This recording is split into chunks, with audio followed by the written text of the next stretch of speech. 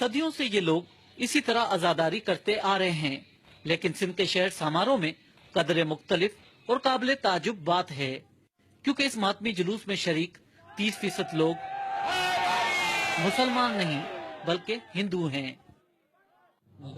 शाह कपड़ों में मलबूस इन अजादारों में हिंदू भी हैं, मुसलमान भी।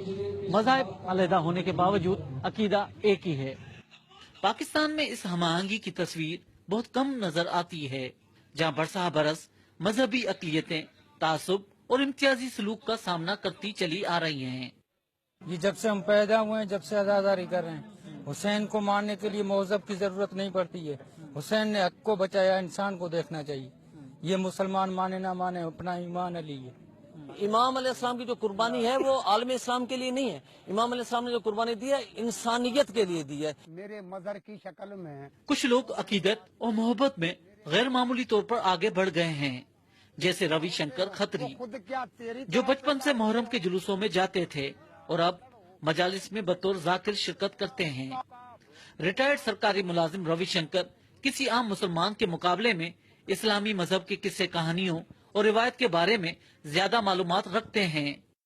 मुझे क्या दमे की तकलीफ थी, तो मैंने आगे कहा कि हाजिरी दी, दरी सईद का मज़ार है, उधर हाजिरी दी दमे की वजह से। 74 की बात है, तो मुझे यहाँ से शिफा मिली, उसी दिन से मैं इसी दर का मैं मानने वाला हूँ। मैंने कोई जरीम हासिल नहीं की है। मैंने जैसे किताबों से इसी मोहब्बत इश्क में मैं पढ़ता हूँ, और बगैर मुआवजे के मैंने कभी कोई डिमांड नहीं की है कि मुझे कुछ चाहिए। मैं ये कहता हूँ मुझे रिटर्न बैग का किराया मिलेगा तो मैं चला हूँगा, मुझे कोई भी ये कमर्शियल मैन नहीं हूँ।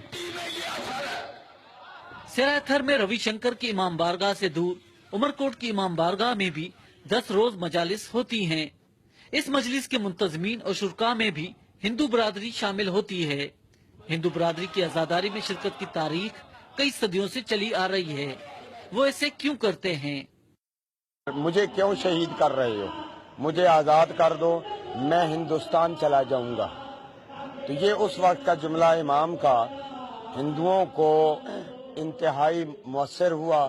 तो वहाँ से हिंदू कता नज़र के उनका मजहब क्या है, वो फिरका क्या रखते हैं, वो हुसैन इब्ने अली के मुहिब हैं, अज़ादार हैं। उमरकोट सिंध का एक मुनफरद शहर है। यहाँ पर मस्जिदें, इमाम बारगाहें और मंदिर साथ साथ हैं। इसी शहर में शहंशाह अकबर का जन्म हुआ था, जिन्होंने मजहबी हमआहंगी की भी बुनियाद रखी थी, जिसके असरात पूरे खित्ते में नजर आते हैं। उमरकोट शहर में सियासी और माशी मफादात ने इस हमआहंगी को कुछ नुकसान पहुंचाने की कोशिश की है, लेकिन यह हमआहंगी किसी न किसी सूरत में आज भी बरकरार है। सिंध के इस हिस्से में हिंदू बरादरी की यकजहती इस अमर की निशानदेही करती है कि किस तरह मुख्तलिफ अकीदा रखने वाले लोग एक साथ रहते हैं, जिसकी ख्वाहिश पाकिस्तान के अक्सर लोग करते हैं। रियाज सोहेल, BBC न्यूज़, उमरकोट।